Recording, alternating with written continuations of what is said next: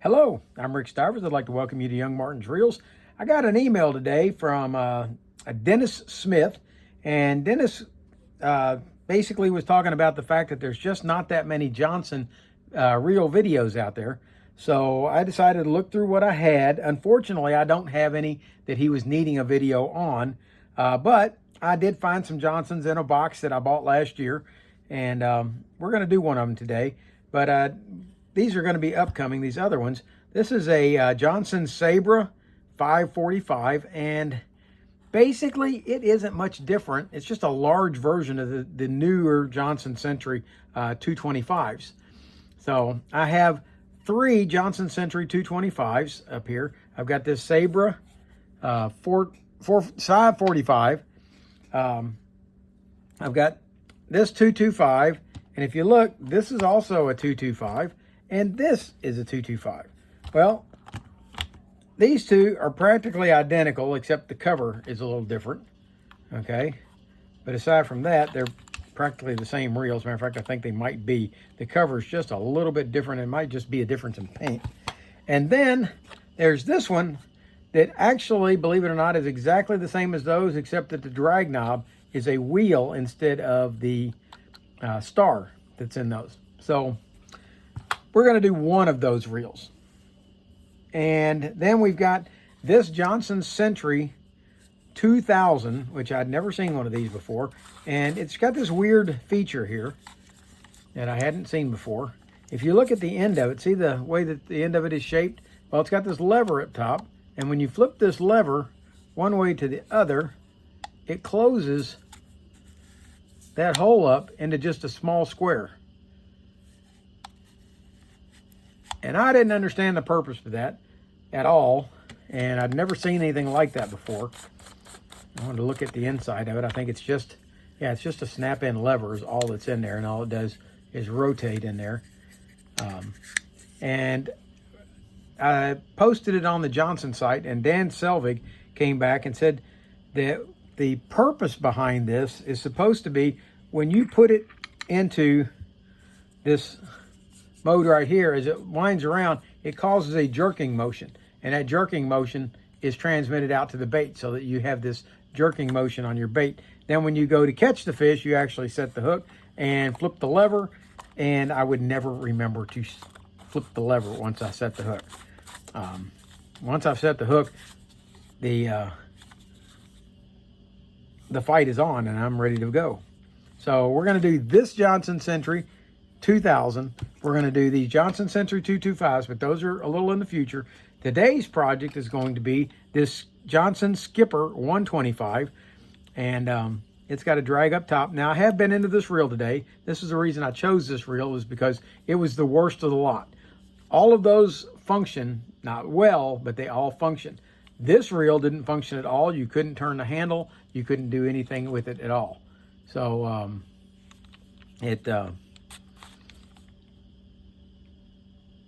I went into it. It also has a broken cover here. Can you see that? Let's see if I can bring that up. Yeah, see how that's chipped away right there on the edge? Something broke that. No need, I don't think, to fix that. I don't have a spare cover for this. I've got a lot of different covers, but I don't think I have a cover for this. But it does still lock down when you tighten it down. So it's functional and serviceable the way it is. And we're going to start off with this reel right here, as soon as I get all this other stuff off my table. Okay, the first thing we're going to do is take the cover off of this. And actually, it's pretty clean inside.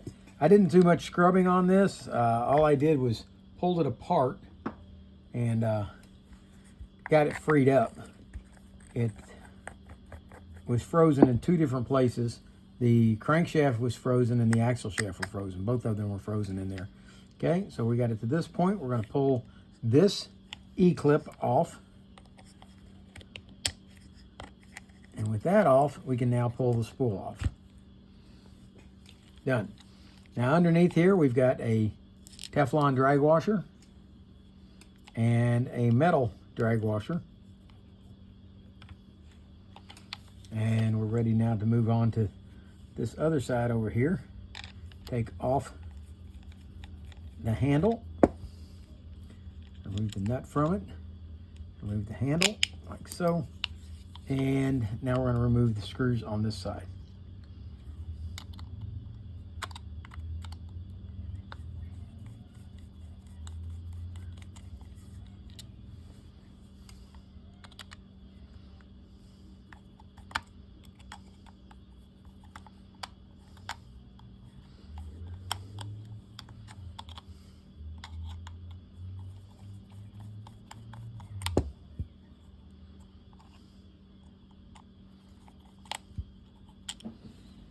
Okay, with that done, we can remove the side plate.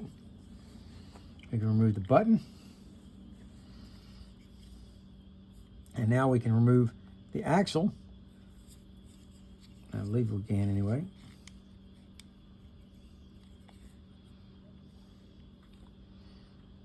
No, we can't. Why can't we? Because we've got this clip right here. And this clip serves two purposes. One, it retains the axle in here. And two, when you push it in, it's the clip that also locks the axle shaft in. Okay, we're going to go ahead and take that out. Like so.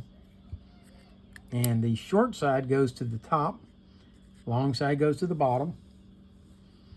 Now we should be able to remove the axle shaft.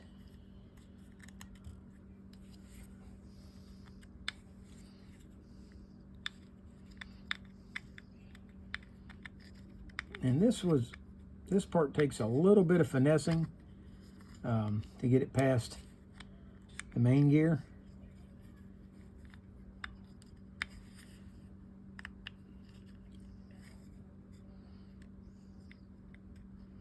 I went through this earlier too.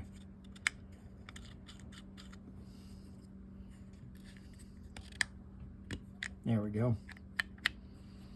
Get the axle shaft out and the main gear out. And last but not least, we'll go ahead and remove the anti-reverse claw. Now the rounded piece is going to go at the top and the sharp point is going to be at the bottom. All right. The only thing I didn't remove earlier was this screw for the drag. Let's go ahead and do that. Just unscrew the screw.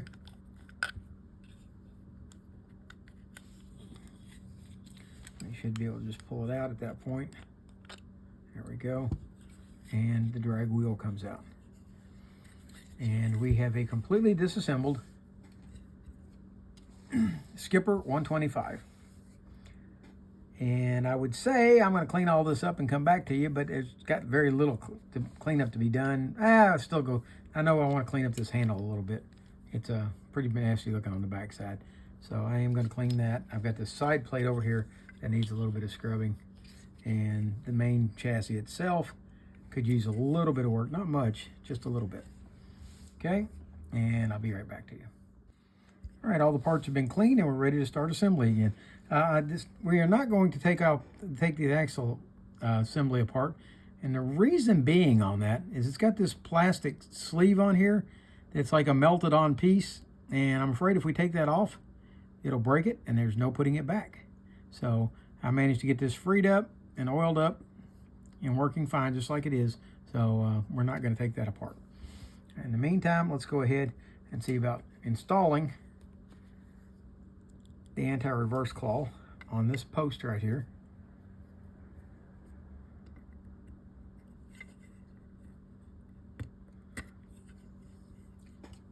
With that installed, we're going to come back over here, put some oil on the axle shaft or crankshaft,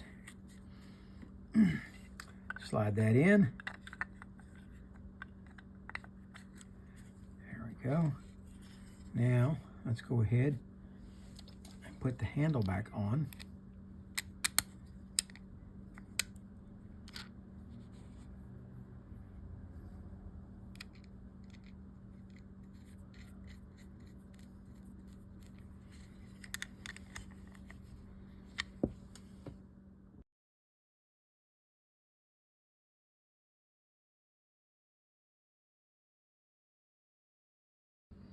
All right, with that done, we're going to go ahead and we're going to put some grease on the teeth of the gear, main gear.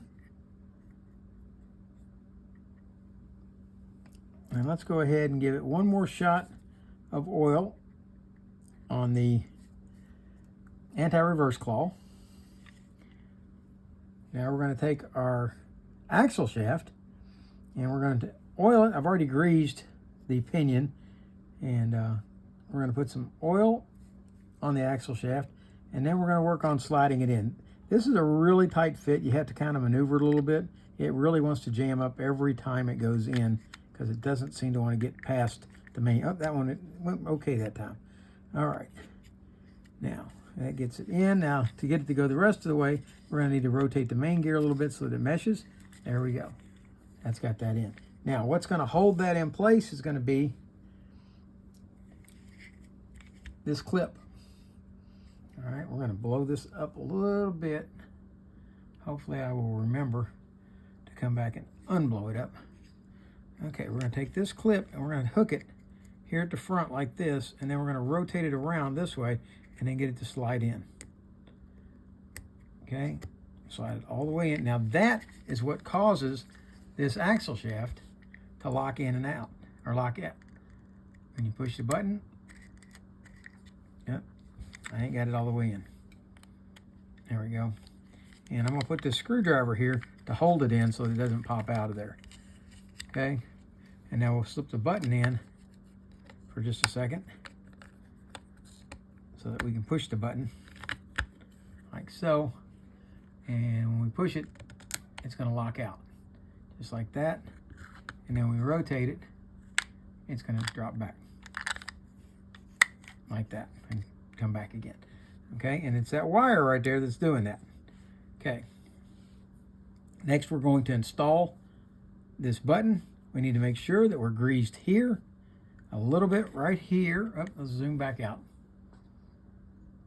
Okay, next we're going to install this button, and we need to make sure that it has got a little lubrication right here on this pivot point, a little bit along the side here where it's going to slide, and a little bit of grease right here. Okay, slide this in place, and now we're going to take the side plate, slip it in, and that is going to hold that wire piece. If you look right here, see that piece right there? That's going to fit into that hole right there and hold that wire piece in so that it can't pop out. There we go. Let's go ahead, put these two screws back in.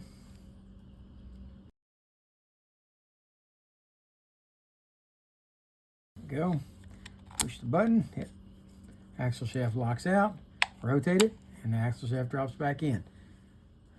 Now, I had gotten a little bit ahead on the camera work, and therefore, you just saw that last part with this part already installed. I just came back and pulled it back off so that you can see how it goes back together.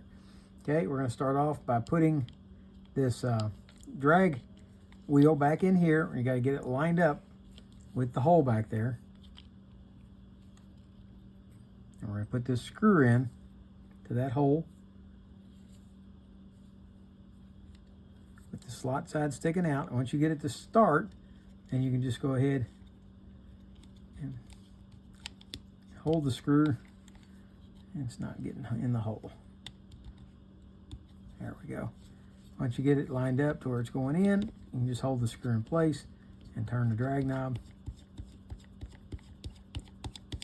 to screw it down in there. There we go. With that done, we're going to come back, install the drag plate. It goes in with the larger piece going into that slot right there, and it has to fit in the slot. If it doesn't, you won't have a drag. And then the bottom fits into this bottom slot down here. We're going to take and put a little bit of grease on this plate, if for no other reason than the fact that it will protect it from corrosion. And then we're going to put this Teflon washer on. Now, you're not supposed to need grease on Teflon, but this reel has a really sketchy drag. It wants to just jump a lot. So we're going to go ahead and put some grease on there, see if we can improve it just a little bit. I doubt it's going to help, but we'll try it anyway. Let's go ahead now. Put on the rotor, the spool, with that side down. We're going to put that is not down, there we go. Now we're going to put the clip on from the right hand side, like that.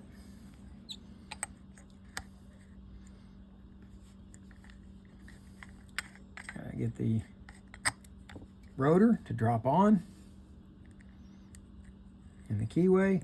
Put the nut on, tighten the nut down.